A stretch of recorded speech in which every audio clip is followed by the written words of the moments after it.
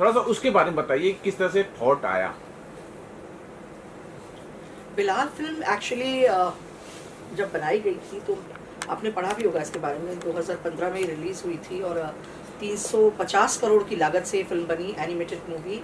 और आपको पता ही है कि खुर्शीद आलवी जी ने और अयमन जमाल जी ने इसको बनाया। हम लोगों ने हिंदी भाषा में इसको आप सबके लिए लाने की कोशिश की और अन्य भाषाओं में भी। और वो आपने बहुत सही बात कही कि एक सकारात्मक दृष्टि से देखा गया है किसी एक धर्म को। कई बार नकारात्मक दृष्टि से जब हम किसी को देखते हैं तो हमें उसकी जो खूबियां हैं वो समझ में नहीं आती। तो मुझे लगता है कि इस मूवी के माध्यम से एक खूबी समझ में आती है कि हम सब जो इंसान हैं या जो मनुष्य जिन्हें हम कहते हैं, हम सबका लक्ष्य है कि एक समानता, न्याय, स्वतंत्रता के लिए संघर्ष करना और उसे पाना।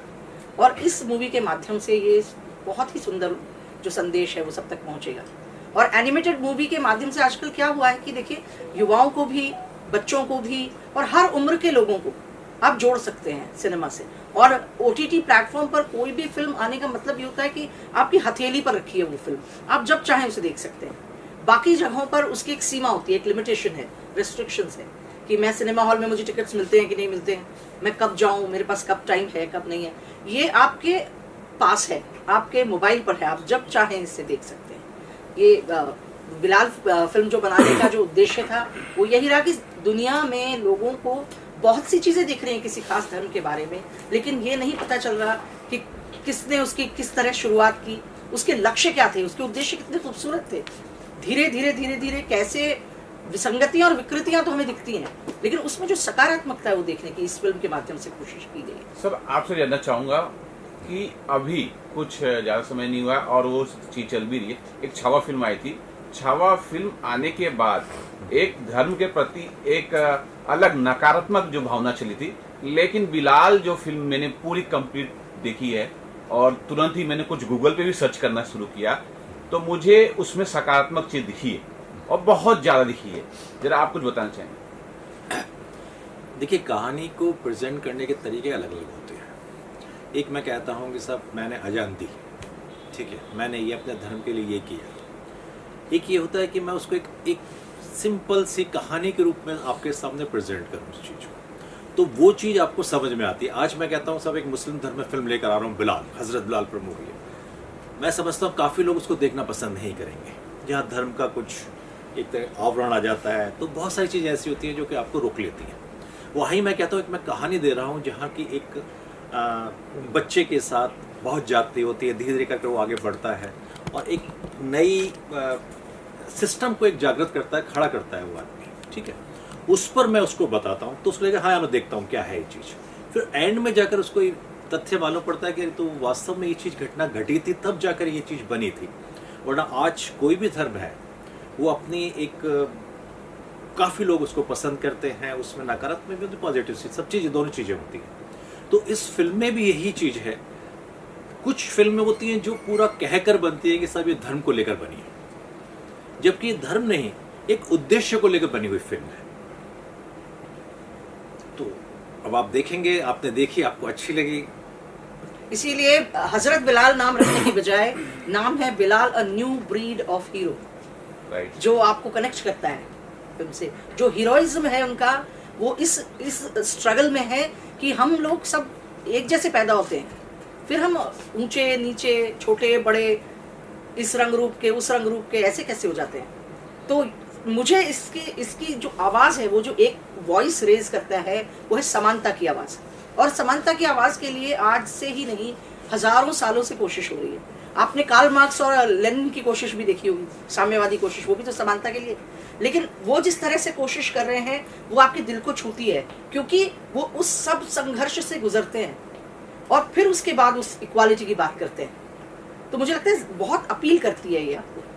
ये दूसरी बात इसमें आप ये भी समझिए कि अभी अजान का काफ़ी शहर, काफ़ी मतलब राज्यों में अजान को लेकर काफ़ी बातें हो रही हैं। अब अजान कब शुरू हुई, किसने दी पहली अजान, तो और कहाँ दी, तो वो भी एक आपको मालूम पड़ेगा कि अजान कैसे शुरू हुई। तो जो हज़रत बिलाल ने जो अजान फर्स्ट अजान दी थी, उस वक्त तो मैं समझता हूँ लाउड स्पीकर कुछ नहीं हुआ करते थे, तब उनकी आवाज़ में लाखों लोग सुना करते थे उस अजान को। तो आप सोचिए कि जिस व्यक्ति ने अजान दी, उसकी कहानी लोगों को मालूम होनी चाहिए।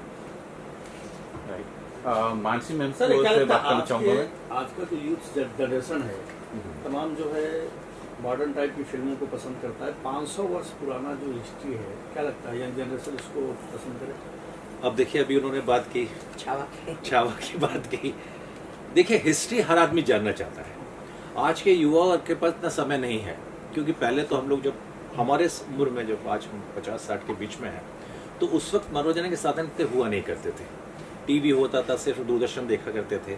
आज की तारीख में गूगल इतना आपको देखने को मिल जाता है, सोशल मीडिया इतना है कि सब कुछ जानकारी मिल जाती है, लेकिन किसी के पास इतना समय नहीं है। तो लोग जानना चाहते हैं कि हिस्ट्री में तो आखिर हुआ क्या, हर धर्म, और फिर कुछ धर्म के बारे में डीप नॉलेज भी लोग लेना चाह रहे हैं। तो उस कारण से भी हमारा एक इंटरेस्ट था कि इस टाइप की पिक्चर आए तो लोगों को मालूम पड़े। और मानसी मैम, अभी सर ने कहा कि आप डिसीजन लेते हैं, और ये डिसीजन मुझे काफ़ी अच्छा लगा जो एनिमेटेड है। शायद कोई यहाँ इंसान काम करता तो वो दृष्टिकोण अलग हो सकता था। ये तो मेरा नजरिया, आप अपना नजरिया बताइए कि एनिमेटेड क्यों बनाया आपने। मेरे हिसाब से बहुत थॉट प्रोवोकिंग मूवी है, क्योंकि ये एक ट्रू स्टोरी पे आधारित है, और एनिमेटेड होने से वो बच्चों के लिए ही नहीं वो हो जाती लिमिटेड। आई थिंक कि ये एक मूवी है जो एजुकेशनल भी है, क्योंकि आपको एक हिस्टोरिकल फैक्टर भी पता चल रहा है, असली जो चीज़ें हुई हैं पहले सालों पहले। आई थिंक एनिमेटेड होना उसमें और बेटर है, क्योंकि फिर किसी पे उसकी कंट्रोवर्सी भी नहीं जगती आई थिंक। और ये सारी एजेस के लिए अप्रोप्रिएट मूवी है। I think everyone would enjoy this movie.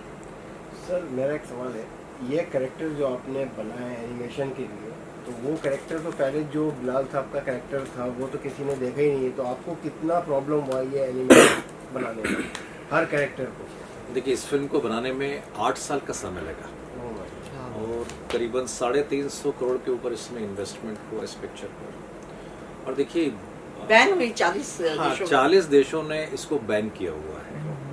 और ये बताएं आपको कि 40 देश भी ज़्यादातर मुस्लिम देश हैं वो जिन्होंने इसको बैन किया हुआ है पिक्चर। तो देखिए, हम धर्म के अंदर ज़्यादा नहीं जाएं, क्योंकि धर्म के अंदर बहुत सारी ऐसी चीज़ें जो अच्छी भी होती हैं, बुरी भी होती हैं, और समय के साथ बदलती भी हैं। तो जब ये फिल्म बनाई गई तो बहुत सारी चीज़ें सोची गई, और फिर सोचने के बाद जब इसको लेकर आया गया तो फिर मार्केट का रिएक्शन भी देखा गया।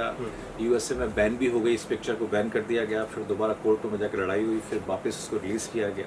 बहुत सारी चीज़ें इसमें की गई, लेकिन इसकी खासियत ये है कि इसमें जितनी भी वॉइस आई हैं वो बहुत बड़े बड़े कलाकारों ने वॉइस दिए हैं इसमें चिरंजीवी बताएंगे आपको कि कौन से कलाकार हैं जिन्होंने वॉइस दी, जो बड़े बड़े स्टार हैं इंडस्ट्री के। इयन मैकशेन है, जिन्होंने जॉन विक में बहुत प्रथम रोल किया है, और भी कई चाइना में कहना है, हाँ वो भी है। एक और है रॉड्रिगो है, जो अपने इंडिया में वर्ल्ड फेमस है। एक और जिनके गाने सुन सुन के सब बड़े ही हुए हैं हमारी एज वाले। आपने जो सवाल किया कि ये आपने कैसे कैरेक्टर बनाया, कैरेक्टर वो बेस देखिए वो है कि वो एक अबिसिनियन मूल के गुलाम थे, और इथियोपिया और अबिसिनिया का क्या कनेक्शन है वो आप जानते हैं। तो एक अंदाजा हो जाता है कि उनके फीचर्स इस तरह के होंगे, बॉडी टाइप इस तरह का होगा। उस तरह से जो एनिमेशन करने वाले लोग थे उन्होंने वो कैरेक्टर डिसाइड किया। आपको ये जरूर लग सकता है कि वो जो है उतने डार्क नहीं लग रहे हैं, डार्क कॉम्प्लेक्शन के नहीं लग रहे हैं, तो क्योंकि वो अबिसीनिया मूल के थे, लेकिन वो वहां से ले जाए गई उनकी फैमिली बहुत समय पहले गुलाम बनाकर। तो वो जो कैरेक्टर है वो बड़ा ध्यान रखा गया है कि इस तरह का ही दिखना चाहिए। वो स्ट्रक्चर उन्होंने बड़ा सोच समझ के ही डिसाइड किया है, और आई थिंक वो लग भी बड़े अपीलिंग रहे हैं स्क्रीन पे। अच्छा सर, अब ये चीज़ है, मुझे पूरी फिल्म ये जो देखने के बाद मुझे लगा शायद ये सिनेमा घरों में भी रिलीज हो सकती है। तो आप लोग का क्या उसमें रिएक्शन है, क्या विचार है? इस पे सिनेमा घर तक लेके जा रहे हैं, सिर्फ OTT पे रख रहे हैं? अब मुझे तो लगता है कि चैनल प्रोड्यूसर ने इससे घर घर तक पहुंचा दिया है, सबकी हथेलियों में पहुंचा दिया है। तो सबसे पहले तो ये है कि किसी भी वक्त आप देख सकते हैं। देखिए उनका कैरेक्टर इतना इंस्पायरिंग है कि वो बच्चों को, युवाओं को, या जो भी व्यक्ति असमानता के खिलाफ, एक अन्याय के खिलाफ संघर्ष करने की इच्छा रखता है, उसके लिए बड़ी इंस्पिरेशनल है ये मूवी, और वो किसी भी समय देख सकता है। आजकल देखिए बहुत संघर्ष का दौर है वैसे भी, अपनी आजीविका के लिए, अपने एजुकेशन के लिए, बाकी चीज़ों के लिए। तो ये मेरे को लगता है उन्होंने हथेलियों तक पहुंचा दिए, तो बहुत अच्छा किया है। लेकिन हाँ, मौका मिला और हमारे प्रमोटर सर की जो नोट हुई तो डेफिनेटली सिनेमा हॉल किया। मास टीवी जब भी कोई सिनेमा बना रहा है या कोई कुछ भी बना रहा है, और भी इंटरेस्टिंग मानसिक नया और क्या प्रोजेक्ट लेके आ रहे हो? प्रोजेक्ट एंजल मैंने देखा था, एक बहुत अलग स्टोरी है, ठीक है। उसके बाद ये भी मैंने बिलाल देखा, आजमगढ़ देखी है। नया प्रोजेक्ट क्या आ रहा है, नया हंगामा क्या होने वाला है? प्रोजेक्ट एंजल सीजन 2 तो सबसे पहले प्रायोरिटी में है अभी मेरे, और 2-3 सीरीज अभी मैं इन द वर्क्स हैं मेरे लिए। I want to do some nice short series and all, पर अभी के लिए I am allowing mass TV to do their job and I am allowing them to get me more content. Mass TV Sir, content. This film gives an anti-slavery statement to your film. So, did you face any opposition while at any stage while making this film? Please pardon, I don't understand. Please tell This me. film gives an anti-slavery message. Exactly. So, did you face any opposition at any stage while making this film? When this film was being made, actually, there was an opposition by 40 countries. Actually, they didn't want this film to voice against this slavery or this thing. No, it is an old history, they said, and why are you trying to show this kind of a negative history about us? That is why it was banned.